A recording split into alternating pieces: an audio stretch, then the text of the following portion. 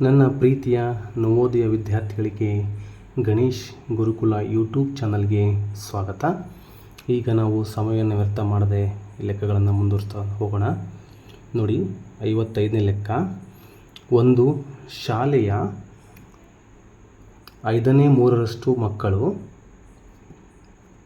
ಹುಡುಗರಾಗಿದ್ದಾರೆ ಮತ್ತು ಹೆಣ್ಣು ಮಕ್ಕಳ ಸಂಖ್ಯೆ 800ರಷ್ಟಿದೆ. ಹುಡುಗರ ಸಂಖ್ಯೆ ಇದಾಗಿದೆ ಅಂತ ಕೊಟ್ಟಿದ್ದಾರೆ. ಇದರಲ್ಲಿ ನಾವು ಹುಡುಗರ ಸಂಖ್ಯೆಯನ್ನು ಕಂಡುಹಿಡಿಬೇಕು. ಇದು ತುಂಬ ಈಸಿಯಾಗಿರ್ತಕ್ಕಂಥ ಲೆಕ್ಕ. ಇಲ್ಲಿ ಹುಡುಗರ ಸಂಖ್ಯೆ 5ನೇ ಅಂದರೆ 3/5 ಇದೆ. ಈಗ ಇದರಲ್ಲಿ 3/5ನಲ್ಲಿ ಹುಡುಗರು ಇದ್ದಾರೆ. ನಾವು ಹುಡುಗಿಯರ ಸಂಖ್ಯೆ 800 ಇದೆ.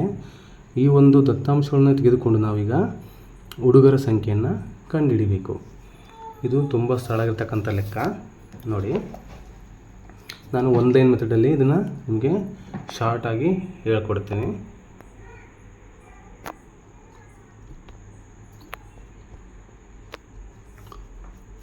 ನೋಡಿ, ಇಲ್ಲಿದೆ 55ನೇ ಲೆಕ್ಕಕ್ಕೆ ಹುಡುಗರು ಎಷ್ಟಿದ್ದಾರಂತೆ. ಇದು ನೋಡಿ, 3/5 ಹುಡುಗರಿದ್ದಾರೆ. ಅಂದರೆ ಇಲ್ಲಿ 3ರಲ್ಲಿ 5 ಭಾಗ ಹುಡುಗರಾದರೆ, ಅಂದರೆ 5/3 ಹುಡುಗರಾಗಿದ್ದರೆ ಇನ್ನು ಉಳಿದವರ ಹೆಣ್ಣು ಮಕ್ಕಳ ಸಂಖ್ಯೆ ಎಷ್ಟಿರ್ತದೆ? 5/2 ಭಾಗ ಇನ್ನು ಹುಡುಗಿಯರ ಸಂಖ್ಯೆ ಇರ್ತದೆ. ನೋಡಿ, ಹೆಣ್ಣು ಮಕ್ಕಳ ಸಂಖ್ಯೆ ನಮಗೆ ಕೊಟ್ಟಿದ್ದಾರೆ 800 ಅಂತೇಳಿ. ಅಂದರೆ ಈ ಒಂದು ಉಳಿದಂತಕ್ಕಂಥ 5/2 ಭಾಗನೇ ಹೆಣ್ಣು ಮಕ್ಕಳು, 5/2 ಭಾಗವೇ ಹುಡುಗಿಯರ ಸಂಖ್ಯೆ. ನೋಡಿ, ಭಾಳ ಈಸಿಯಾಗಿ ನಾವು ಕಂಡುಹಿಡಿಬೋದು ಉತ್ತರವನ್ನು. ಇವಾಗ ನೋಡಿ,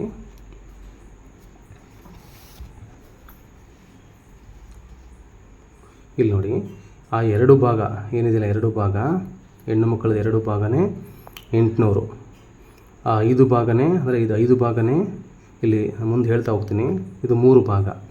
ಅಂದರೆ 5/3 ಹುಡುಗರಾದರೆ ಇನ್ನು ಉಳಿದ 5/2 ಭಾಗ, ಅಂದರೆ 5ಕ್ಕೆ 5 ಆಗಬೇಕಲ್ಲ, ಸಮ ಆಗುತ್ತೆ. 5/2 ಭಾಗ ಉಳಿದ ಭಾಗನೇ 800 ಹೆಣ್ಣು ಮಕ್ಕಳು. ನೋಡಿ, ಇದನ್ನು ನಾವು ಎಷ್ಟರಿಂದ ಭಾಗ ಆಗುತ್ತೆ ನೋಡೋಣ. ಅಂದರೆ 2ರಿಂದ 2 ಎಷ್ಟಲೇ 800 ಆಗುತ್ತೆ. 2 400 800 ಆಗುತ್ತೆ. ಇದಕ್ಕೆ ಸೇಮ್ ಹಂಗೆ ಮಾಡೋಣ. 5 400 2000, 3 400 1200. ಅಂದರೆ ಇಲ್ಲಿ ನಿಮ್ಗೆ ಈಸಿಯಾಗಿ ಗೊತ್ತಾಗುತ್ತೆ. ಈ ಥರ ಬರ್ಕೋಬೇಕು. ಇದು ನೀವು ಗುರ್ತು ಸರಿಯಾಗಿ ಲೆಕ್ಕವನ್ನು ಮಾಡಬೇಕು ನೋಡ್ರಿ. 5/3 ಅಂದರೆ ಇನ್ನು ಉಳಿದೆಷ್ಟು? 5/2 ಭಾಗ. ಆ 5/2 ಭಾಗನೇ ಹೆಣ್ಮಕ್ಳು, ಅವರು 800 ಇದ್ದಾರೆ. ಹಾಗಾದರೆ 5/3 ಎಷ್ಟು ಅಂತ ಕಂಡುಹಿಡಿಬೇಕು. ನೋಡಿ, 2 ಭಾಗನೇ 800 ಆದರೆ ಆ 3 ಭಾಗ 1200 ಆಗುತ್ತೆ. ಇದಕ್ಕೆ ನಿಜವಾದ ಆನ್ಸರ್ 1200. ಆ ಒಟ್ಟು 5 ಭಾಗ ಎಷ್ಟಾಗುತ್ತೆ? 2000. ಅಂದರೆ ಒಟ್ಟು ಗಂಡು ಮತ್ತು ಹೆಣ್ಣು ಮಕ್ಕಳ ಸಂಖ್ಯೆ 2000. ಅದರಲ್ಲಿ ಹೆಣ್ಣು ಮಕ್ಕಳ ಸಂಖ್ಯೆ 800 ಮತ್ತು ಗಂಡು ಮಕ್ಕಳ ಸಂಖ್ಯೆ 1200 ಆಗುತ್ತೆ. ಆ ಒಂದು 5/3 ಭಾಗ ಅಂದರೆ ಅದರಲ್ಲಿ 1200 ಆಗುತ್ತೆ. ಈ ರೀತಿಯಾಗಿ ಆನ್ಲೈನ್ ಮೆಥಡಲ್ಲಿ ನೀವು ಲೆಕ್ಕವನ್ನು ಮಾಡ್ಕೋಬೋದು. ಹುಡುಗರ ಸಂಖ್ಯೆ 1200. ಆನ್ಸರು ಇದಕ್ಕೆ ಸಿ ಸರಿಯಾಗುತ್ತೆ. ಇನ್ನೊಂದು ಸರಿ ಹೇಳ್ತೀನಿ ನೋಡಿ, 5/3 ಭಾಗ ಗಂಡು ಮಕ್ಕಳಾದರೆ ಇನ್ನು ಉಳಿದಂತಹ 5/2 ಭಾಗನೇ ಹೆಣ್ಣು ಮಕ್ಕಳು. ಆ ಹೆಣ್ಮಕ್ಳ ಸಂಖ್ಯೆ 800 ಅಂತ ಕೊಟ್ಟಿದ್ದಾರೆ. ಅಂದರೆ 5ರಲ್ಲಿ 2 ಭಾಗ 800. ಹಾಗಾದರೆ 5 ಭಾಗ ಎಷ್ಟು ಅಂತ ಕಂಡುಹಿಡಿಯೋಣ. ನೋಡಿ, ಉದಾಹರಣೆಗೆ 800 2ರಿಂದ ಹೆಂಗೆ ಭಾಗ ಆಗುತ್ತಿದ್ದು? 2ರಿಂದ 2 400 800 ಆಗುತ್ತೆ. ಅದೇ ರೀತಿ 5 400 2000.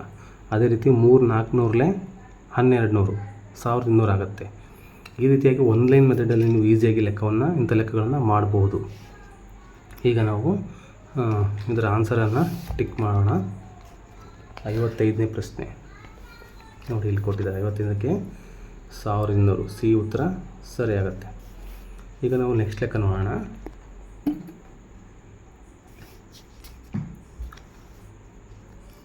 ನೋಡಿ, 56ನೇದು. ಈ ಕೆಳಗೆ ಕೊಟ್ಟಿರುವ ಲೆಕ್ಕದ ಅಂದಾಜು ಮೌಲ್ಯವನ್ನು ಸಂಪೂರ್ಣ ಸಂಖ್ಯೆಯಲ್ಲಿ ಕಂಡುಹಿಡಿಯಿರಿ ಅಂತ ಕೊಟ್ಟಿದ್ದಾರೆ. ನಾವು ಇಲ್ಲಿ ಕೊಟ್ಟಿದ್ದಾರೆ ನೋಡಿ, ಅಂದಾಜು ಮೌಲ್ಯ ಅಂತ ಕೊಟ್ಟಿದ್ದಾರೆ. ನಾವು ಇದನ್ನೆಲ್ಲವನ್ನು ಅಂದಾಜು ಮಾಡ್ಕೋಬೇಕು. ಆಮೇಲೆ ನಾವು ಲೆಕ್ಕ ಮಾಡಲಿಕ್ಕೆ ಈಸಿ ಆಗುತ್ತೆ. ಇಲ್ಲಿ ನೋಡಿ,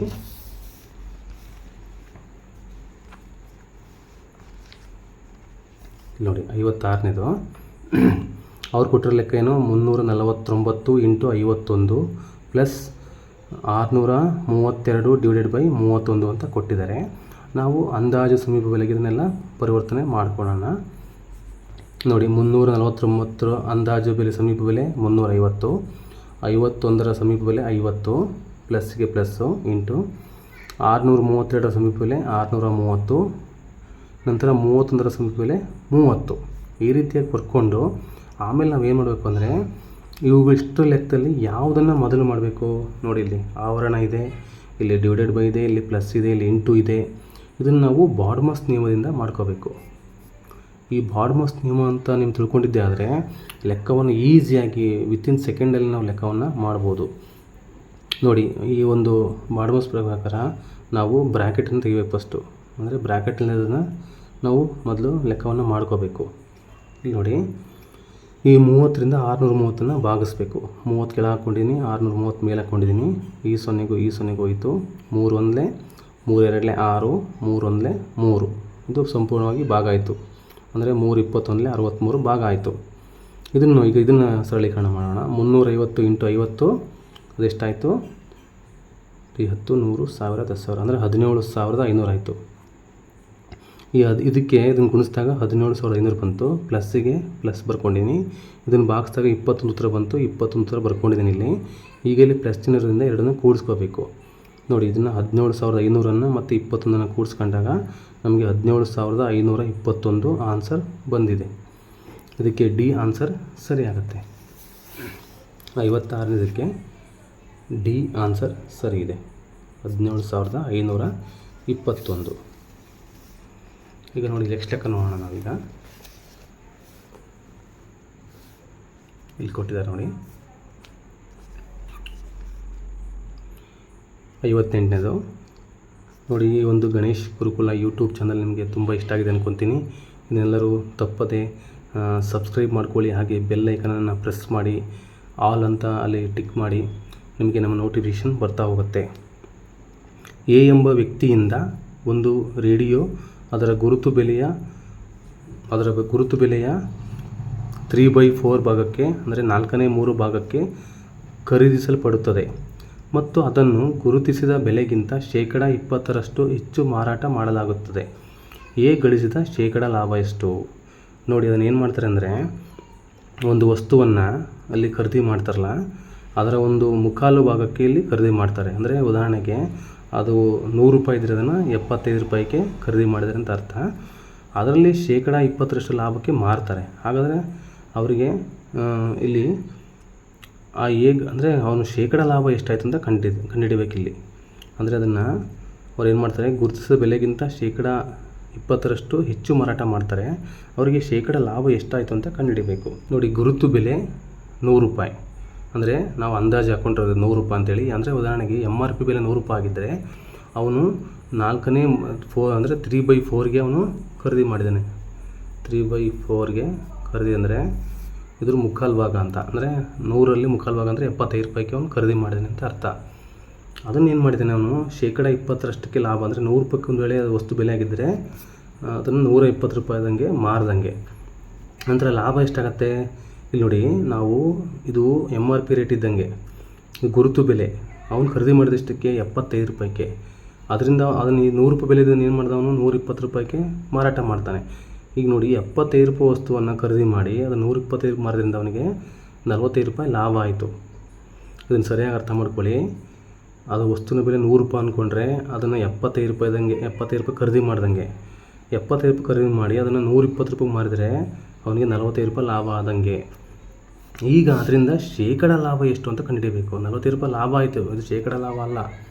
ಈಗ ಶೇಕಡ ಲಾಭ ಕಂಡುಹಿಡಿಯಬೇಕಂದ್ರೆ ನಾವು ನೋಡಿ, 75 ರೂಪಾಯಿಗೆ 45 ರೂಪಾಯಿ ಲಾಭ ಆಯಿತು. ಇದು 100 ರೂಪಾಯಿಗಲ್ಲ. ಅದರ ವಸ್ತುವಿನ ಗುರುತು ಬೆಲೆ 100 ರೂಪಾಯಿ ಆಗಿರ್ಬೋದು, ಬಟ್ ಖರೀದಿ ಮಾಡಿದ್ದು 75 ರೂಪಾಯಿಗೆ. ಹಾಗಾಗಿ 75 ರೂಪಾಯಿಗೆ ಒಂದು 45 ರೂಪಾಯಿ ಲಾಭ ಆದರೆ 100ಕ್ಕೆ ಎಷ್ಟು ಅಂತ ಇದು ಪ್ರಶ್ನೆ.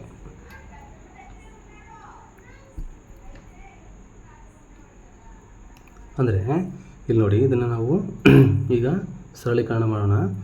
ಇದು ನೋಡಿ, ಇದು 25 ಮಗ್ಗಿಂದ ಭಾಗ ಆಗುತ್ತೆ.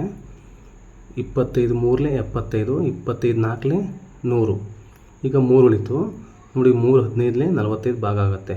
ಹೆಂಗೆ ಅಂದರೆ 3 1 3, 1 ಉಳಿತಿಲ್ಲಿ 15 ಆಯಿತು. 3 5 15 ಸಂಪೂರ್ಣವಾಗಿ ಭಾಗ ಆಯಿತು. ಅಂದರೆ 3 15ರಿಂದ ಭಾಗ ಆಯಿತು. 3 15 45. ಈಗ 15 ಮತ್ತು 4 ಉಳಿತಿಲ್ಲಿ 15 4 60. ಇದೇ ಶೇಕಡ ಲಾಭ. ಇದು ಶೇಕಡ ಲಾಭ. ಇಲ್ಲಿ ಈ ರೀತಿಯಾಗಿ ಲೆಕ್ಕಗಳನ್ನು ಮಾಡಿದರೆ ನಿಮಗೆ ಇದು 1 ಲೈನ್ ಮೆಥಡ್ ಅಂತ ಕರಿತೀವಿ ನಾವು. ಇದು ತುಂಬ ಎಕ್ಸಾಮ್ನಲ್ಲಿ ಅಂದರೆ ಕಾಂಪಿಟೇಟಿವ್ ಎಕ್ಸಾಮ್ನಲ್ಲಿ ಭಾಳ ಈಸಿಯಾಗಿ ಲೆಕ್ಕಗಳನ್ನು ಮಾಡಬಹುದು. ಇದಕ್ಕೆ ಆನ್ಸರ್ ಸಿ ರೈಟ್ ಆನ್ಸರ್ ಆಗಿದೆ. C right answer. ಈಗ ನೆಕ್ಸ್ಟ್ ಲೆಕ್ಕ ನೋಡೋಣ. ಒಂದು ಮೊತ್ತವು 16 ವರ್ಷಗಳಲ್ಲಿ ಸರಳ ಬಡ್ಡಿಗೆ ದ್ವಿಗುಣಗೊಂಡಾಗ ದೊರಕುವ ವಾರ್ಷಿಕ ದರ ಎಷ್ಟು ಅಂತ ಕೇಳಿದ್ದಾರೆ. ಅಂದರೆ ಒಂದು ಮೊತ್ತ ಇರ್ತದೆ, ಅದು 16 ವರ್ಷಗಳಲ್ಲಿ ಸರಳ ಬಡ್ಡಿಗೆ ಸೇರಿಕೊಂಡು ದ್ವಿಗುಣ ಆಗ್ಬಿಡುತ್ತೆ. ಉದಾಹರಣೆಗೆ 100 ರೂಪಾಯಿ ಅವರೇನೆಲ್ಲ ಅಸಲು ತೊಗೊಂಡಿದ್ರೆ ಅದು 16 ವರ್ಷ ಆದಮೇಲೆ ಅದಕ್ಕೆ 100 ರೂಪಾಯಿ ಬಡ್ಡಿಯಾಗಿ ಅದು 200 ರೂಪಾಯಿ ಆಗ್ಬಿಡುತ್ತೆ. ಹಾಗಾದರೆ ವಾರ್ಷಿಕ ಬಡ್ಡಿ ದರ ಎಷ್ಟು, ರೇಟ್ ಆಫ್ ಇಂಟ್ರೆಸ್ಟ್ ಎಷ್ಟು ಅಂತ ಕಂಡುಹಿಡಿಬೇಕು. ನೋಡಿ, ನಮ್ಮ ಈ ಗಣೇಶ್ ಗುರುಕುಲ ಯೂಟ್ಯೂಬ್ ಚಾನಲಲ್ಲಿ ನವೋದಯಕ್ಕೆ ಸಂಬಂಧಿಸಿದ ಇದುವರೆಗೂ ಸುಮಾರು ವಿಡಿಯೋಗಳನ್ನು ನಾವು ಬಿಟ್ಟಿದ್ದೇವೆ. ಅಲ್ಲಿ ನಾವು ಲೆಕ್ಕಗಳನ್ನು ಕಡಿಮೆ ಅವಧಿಯಲ್ಲಿ ಹೆಚ್ಚು ಲೆಕ್ಕಗಳನ್ನು ನಾವು ಅಪ್ಡೇಟ್ ಮಾಡಿದ್ದೇವೆ ಮತ್ತು ಸರಳ ವಿಧಾನಗಳನ್ನು ಇಲ್ಲಿ ಭಾಳಷ್ಟು ಸರಳ ವಿಧಾನಗಳನ್ನು ಇಲ್ಲಿ ತಿಳಿಸ್ಕೊಡಲಾಗಿದೆ. ಹಾಗಾಗಿ ನಮ್ಮ ಚಾನಲನ್ನು ದಯವಿಟ್ಟು ಸಬ್ಸ್ಕ್ರೈಬ್ ಮಾಡ್ಕೊಳ್ಳಿ. ಇದರಿಂದ ನಮಗೆ ಹೆಚ್ಚು ವಿಡಿಯೋಗಳನ್ನು ಮಾಡಲಿಕ್ಕೆ ಅನುಕೂಲ ಆಗುತ್ತೆ ಅಂತ ಹೇಳ್ತಾ ಈ ಲೆಕ್ಕದ ಉತ್ತರವನ್ನು ಈಗ ಕಂಡುಹಿಡಿಯೋಣ. 59 ನೋಡಿ. ಈಗ ಅಲ್ಲಿ ಯಾವುದೇ ರೀತಿಯ ಅಮೌಂಟನ್ನು ಕೊಟ್ಟಿಲ್ಲ, ನಾವು 100 ಅಂತ ಬರ್ಕೋಬೇಕು. ಅಲ್ಲಿ ಏನು ಕೊಟ್ಟಿಲ್ಲ ಅಂದರೆ ನಾವು 100 ಎಕ್ಸ್ ಆಗಿರಲಿ ಅಥವಾ 100 ಆಗಿರಲಿ ಅಂತ ಬರ್ಕೊತೀವಿ. ಅದೇ ರೀತಿ ಇಲ್ಲಿ ಅಸಲು 100 ಆಗಿರಲಿ. ಅದು 16 ವರ್ಷಕ್ಕೆ ಏನಾಗುತ್ತೆ ಅಂದರೆ ಬಡ್ಡಿ 100 ರೂಪಾಯಿ ಆಗತ್ತಂತೆ. ಬಡ್ಡಿ 100 ರೂಪಾಯಿ ಆಗಿ ಈ ಒಂದು ಅಸಲು ದ್ವಿಗುಣ ಆಗುತ್ತೆ. ಅಂದರೆ ಮೊತ್ತ ಒಟ್ಟಾರೆ ಮೊತ್ತ ಅಸಲು ಮತ್ತು ಬಡ್ಡಿ ಸೇರಿ ಒಟ್ಟಾರೆ ಮೊತ್ತ 200 ಆಗಿದೆ ಇಲ್ಲಿಗ. ಇದರ ಹಾಗಾದರೆ ರೇಟ್ ಆಫ್ ಇಂಟ್ರೆಸ್ಟ್ ಅಂದರೆ ಆ ಬಡ್ಡಿಯ ದರ ಎಷ್ಟು ಅಂತ ಕಂಡುಹಿಡಿಬೇಕು ನಾವು. ಇಲ್ಲಿ ನೋಡಿ, ಸರಳ ಬಡ್ಡಿಯ ಸೂತ್ರ I = PTR/100 ಅಂತ ನಿಮಗೆಲ್ಲ ಗೊತ್ತಿದೆ. ಇಲ್ಲಿ ಈ ಇಂಟ್ರೆಸ್ಟ್ ಎಷ್ಟಾಗಿದೆ, ಸರಳ ಬಡ್ಡಿ 100 ಆಗಿದೆ ಅಂತ ಅರ್ಥ ತಿಳ್ಕೊಬೇಕು ನಾವು. ಅಂದರೆ ದ್ವಿಗುಣ ಆಗಿದೆ ಅಂದರೆ 100 ರೂಪಾಯಿ ಬಡ್ಡಿ ಆಗಿದೆ ಇಲ್ಲಿ. ಮತ್ತು ಅಸಲು 100 ರೂಪಾಯಿ ಅಂತ ಹಾಕ್ಕೊಂಡಿದ್ದೀವಿ ಇಲ್ಲಿ. ಮತ್ತು ಟೈಮ್ 16 ವರ್ಷ. ರೇಟ್ ಆಫ್ ಇಂಟ್ರೆಸ್ಟ್ ನಾವು ಕಂಡುಹಿಡಿಬೇಕು. ಇವಾಗ 100ಕ್ಕೆ 100 ಬರ್ಕೊಂಡಿದ್ದೀನಿ. ಇದನ್ನು ನಾವು ಕ್ರಾಸ್ ಮಲ್ಟಿಪ್ಲಿಕೇಶನ್ ಮಾಡಬೇಕು. ಅಂದರೆ ಈ 100 ಮತ್ತು ಈ 100ನ್ನು ಗುಣಿಸಬೇಕು. ನಂತರ ಈ ಉಳಿದಿರ್ತಕ್ಕಂಥ ಎಕ್ಸನ್ನು ಹೊರಗೆ ಹಾಕ್ಕೊಂಡು 100 ಮತ್ತು ಇಂಟು 16ನ್ನು ಗುಣಿಸಬೇಕು. ಈ ರೀತಿಯಾಗಿ ಬರ್ಕೋಬೇಕು. ಈ ರೀತಿ ಬರ್ಕೊಂಡ್ಮೇಲೆ ಏನು ಮಾಡೋಕ್ಕಪ್ಪ ಅಂದರೆ ನೋಡಿ, ಈ 100ಕ್ಕೂ ಈ 100ಕ್ಕೂ ಸಂಪೂರ್ಣವಾಗಿ ಭಾಗ ಆಯಿತು. ಈಗ 16 ಉಳಿತು, ಇಲ್ಲಿ ಕೆಳಗಡೆ ಮೇಲೆ 100 ಉಳಿದಿದೆ. ಈಗ 16ರಿಂದ 100ನ್ನು ಭಾಗಿಸ್ಬೇಕು. ನೋಡಿ, 16ರಿಂದ 100ನ್ನು ಭಾಗಿಸೋಣ. ಈಗ ನೋಡಿ, 16 6 96, 100ರಲ್ಲಿ 96 ಎಷ್ಟು 4 ಉಳಿತು. ಈಗ ನೋಡಿ, ಇದೇನಿದು, ಇದು ಭಾಜಕ, ಇದೇನಿದು ಭಾಜ್ಯ, ಇದು ಭಾಗಲಬ್ಧ, ಇದು ಶೇಷ. ಈಗ ಈ ರೀತಿಯಾಗಿ ನಾವು ಶೇಷ ಬಂದಾಗ ಏನು ಮಾಡೋಕ್ಕಪ್ಪ ಅಂತಂದರೆ ಇಲ್ಲಿ ನೋಡಿ, ಇದು 6 ಭಾಗಲಬ್ಧ, ಇದು 6 ಪೂರ್ಣಾಂಕ, ಇದು ಈ ಕಡೆ ಬರ್ತದೆ, ಪೂರ್ಣಾಂಕ ಸ್ಥಾನದಲ್ಲಿ ಬರ್ತದೆ. ಈಗ ಮತ್ತೆ ಈ ಶೇಷ 4 ಏನು ಮಾಡುತ್ತಪ್ಪ ಅಂದರೆ ಮೇಲೆ ಬರ್ಕೋಬೇಕು, ಅಂಶದ ಜಾಗದಲ್ಲಿ ಬರ್ಕೋಬೇಕು. ಈ ಭಾಜಕವನ್ನು ಎಲ್ಲಿ ಬರ್ಕೋಬೇಕಂದ್ರೆ ಈ ಒಂದು ಛೇದದ ಸ್ಥಾನದಲ್ಲಿ ಬರ್ಕೋಬೇಕು. ಇದನ್ನು ಇದೇ ರೀತಿಯಾಗಿ, ಇದು ನಿಯಮ, ಈ ರೀತಿಯಾಗಿ ಬರ್ಕೋಬೇಕು. ಇದು ಪೂರ್ಣಾಂಕ, ಇದು 6 ಪೂರ್ಣಾಂಕ. ಈ ಭಾಜಕವನ್ನು ಕೆಳಗೆ ಬರ್ಕೋಬೇಕು, ಶೇಷವನ್ನು ಮೇಲೆ ಬರ್ಕೋಬೇಕು. ಇದನ್ನು ಸರಳ ನೋಡಿ, 4ರಿಂದ ಭಾಗ ಆಗುತ್ತೆ. 4 1 4, 4 4 16. ಈ 6 ಪೂರ್ಣ ಸಂಖ್ಯೆನ ಹಾಗೆ ಇಟ್ಕೊಂಡಿದ್ವಿ. ಇಲ್ಲಿ 1/4 ಉಳಿತು, 1/4 ಬರ್ಕೊಂಡಿದ್ವಿ. ಇದೇ ಆ ಒಂದು ರೇಟ್ ಆಫ್ ಇಂಟ್ರೆಸ್ಟ್ ಅಂದರೆ ಬಡ್ಡಿಯ ದರ 6 ಪೂರ್ಣಾಂಕ 1/4 ಅಥವಾ 4ನೇ 1 ಭಾಗ ಆಯಿತು ಅಂತ ಅರ್ಥ. ಈ ಒಂದು 6 ಪೂರ್ಣಾಂಕ 1/4% ಆ ಬಡ್ಡಿಯ ದರ ಇಲ್ಲಿ ಆಗಿರ್ತದೆ. ಇದಕ್ಕೆ ರೈಟ್ ಆನ್ಸರ್ ಆಗಿರ್ತದೆ. ಇದಕ್ಕೆ ರೈಟ್ ಆನ್ಸರ್ ಬಿ. ಇಲ್ಲಿ ಕೊಟ್ಟಿದ್ದಾರೆ ನೋಡ್ರಿ, ಬಿ. ನೆಕ್ಸ್ಟ್ ಲೆಕ್ಕ ನೋಡೋಣ. ಈಗ ಈ ಒಂದು ಕೊನೆಯ ಲೆಕ್ಕ ಇದು ನೋಡಿ, 60ನೇ ಲೆಕ್ಕ. 3.003 ಇಂಟು 15 ಪ್ಲಸ್ 0.0123 ಪ್ಲಸ್ 5.002575 ಸಂಖ್ಯೆಯ ಸರಳೀಕರಣದ ಮೇಲೆ ಬರುವ ಅಂದಾಜು ಮೌಲ್ಯ ಎಷ್ಟು ಅಂತ ಕೇಳಿದ್ದಾರೆ. ಇದು ತುಂಬ ಸರಳ ಆಗಿರ್ತಕ್ಕಂಥ ಲೆಕ್ಕ. ಇದನ್ನೇನಿಲ್ಲ, ಇಲ್ಲಿ ನಾವು ಲೆಕ್ಕ ಮಾಡ್ತಾ ಹೋಗಬೇಕು. ಇಲ್ಲಿ ನೋಡಿ, ನಾವು ಲೆಕ್ಕವನ್ನು ಮಾಡಿದ್ದೀವಿ. ಇಲ್ಲಿ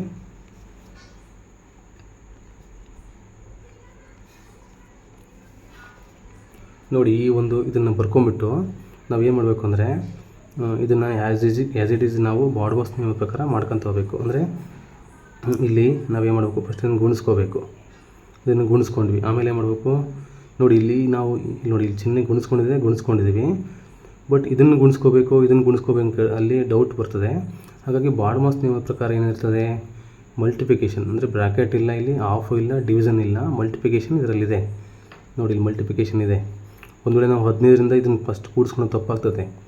ಮಲ್ಟಿಪ್ಲಿಕೇಶನ್ ನಾವು ಫಸ್ಟ್ ಮಾಡಬೇಕಿಲ್ಲಿ ನೋಡಿ. ಎರಡನ್ನು ಮಲ್ಟಿಪ್ಲಿಕೇಶನ್ ಮಾಡಿದಾಗ ಆನ್ಸರ್ ಎಷ್ಟು ಬಂತು, 45.045 ಬಂತು. ಇದನ್ನು ಮಲ್ಟಿಪ್ಲಿಕೇಶನ್ ಮಾಡ್ಕೊಂಡ್ಮೇಲೆ ನಂತರ ಏನು ಮಾಡಬೇಕು ನಾವು, ಅಡಿಷನ್ ಅಂತ ಕೊಟ್ಟಿದ್ದಾರೆ. ಈ ಎರಡನ್ನು ನಾವೇನು ಮಾಡಬೇಕು, ಇವೆರಡನ್ನು ಕೂಡಿಸ್ಕೋಬೇಕು. ಇವೆರಡನ್ನು ಕೂಡಿಸ್ಕೊಂಡಿದ್ದೀವಿ ನೋಡಿ. 0.0123 ಮತ್ತು 5.002575ನ ಕೂಡಿಸ್ಕೊಂಡ್ವಿ. ಅದೆಷ್ಟು ಬಂತು ಆನ್ಸರು, 5.014875 ಆನ್ಸರ್ ಬಂದಿದೆ. ಇವೆರಡನ್ನು ಕೂಡಿಸ್ಕೋಬೇಕು. ಇದು ಕೂಡಿಸ್ಕೊಂಡ್ಮೇಲೆ ಏನು ಮಾಡಬೇಕಪ್ಪ ಅಂತಂದರೆ, ನಾವು ಈಗ ಬಂದಿರತಕ್ಕಂಥ ಉತ್ತರಕ್ಕೆ ನಾವೇನು ಮಾಡಬೇಕಂದ್ರೆ ಇದನ್ನು ಕೂಡಿಸ್ಬೇಕು, ಆ್ಯಡ್ ಮಾಡ್ಕೋಬೇಕು ನೋಡಿ. ನೆಕ್ಸ್ಟ್ ಅಡಿಷನಲ್ಲಿ ಮಾಡಬೇಕಲ್ಲ, ಅಡಿಷನಲ್ಲಿ ಎರಡನ್ನ ಆ್ಯಡ್ ಮಾಡಬೇಕು. ಇವಾಗ ಈ ಆ್ಯಡ್ ಮಾಡ್ಕೊಂಡಾಗ ಎಷ್ಟು ಬಂತು, ಈ 45, 5, 50 ಆಯಿತು. ಇದೇ ರೀತಿಯಾಗಿ ಇಲ್ಲಿಂದ ಈ ಕಡೆಯಿಂದ ಕೂಡಿಸ್ಬೇಕು. 5ಕ್ಕೆ 5, 7ಕ್ಕೆ 7, 8ಕ್ಕೆ 8, 5 4 9, 4 5 9, 1 4 5, 0ಗೆ 0, 5 5 10, ಕೈಲೇ 1, 4 1 5 ಬಂತು. ಇದು ಎಷ್ಟು, ಒಟ್ಟು 50.05987 ಬಂತು. ಇದರ ಸಮೀಪ ಬೆಲೆ ಅಂದಾಜು ಮೌಲ್ಯ ಎಷ್ಟಾಗುತ್ತೆ ಅಂದರೆ 50. ಅಂದಾಜು ಮೌಲ್ಯ 50 ಆಗುತ್ತೆ. ಇದಕ್ಕೆ ಆನ್ಸರ್ ಸಿ. ಇದಕ್ಕೆ ಆನ್ಸರ್ ಏನಾಗುತ್ತೆ, ಸಿ ರೈಟ್ ಆನ್ಸರ್ ಆಗುತ್ತೆ ನೋಡಿ. ಈ ನಮ್ಮ ಗಣೇಶ್ ಗುರುಕುಲ ಯೂಟ್ಯೂಬ್ ಚಾನಲಲ್ಲಿ ಮೆಂಟಲ್ ಎಬಿಲಿಟಿಗೆ ಸಂಬಂಧಪಟ್ಟಂಥ ಎಲ್ಲ ಪ್ರಶ್ನೆಗಳಿಗೂ ಉತ್ತರಗಳನ್ನು ನಾವು ಆನ್ಲೈನ್ ಮೆಥಡಲ್ಲಿ ಮತ್ತು ಅತ್ಯಂತ ಸರಳವಾಗಿ ಹೇಳ್ತಾ ಹೋಗ್ತಿದ್ದೇವೆ ನೋಡಿ. ಈ ಒಂದು ಗಣೇಶ್ ಗುರುಕುಲ ಈ ಒಂದು ಯೂಟ್ಯೂಬ್ ಚಾನಲನ್ನು ಸಬ್ಸ್ಕ್ರೈಬ್ ಮಾಡ್ಕೊಳ್ಳಿ ಅಂತ ಹೇಳ್ತಾ ನಾನು ಈ ವಿಡಿಯೋನ ಇಲ್ಲಿಗೆ ಮುಗಿಸ್ತಾ ಇದ್ದೀನಿ. ಧನ್ಯವಾದಗಳು.